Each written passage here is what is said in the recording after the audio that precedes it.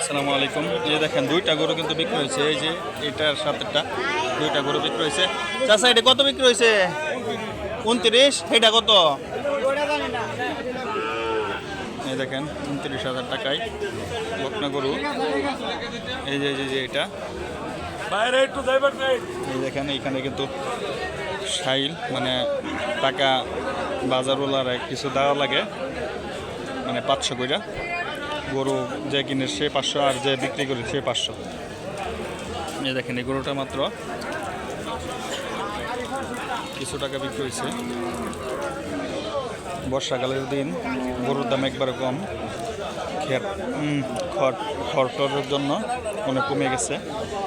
Because আপনারা যদি গরু কিনতে জানেন অবশ্যই আমাকে কমেন্টস করবেন, আমি আপনাদেরকে নাম ঠিকানা সব বলে দিব।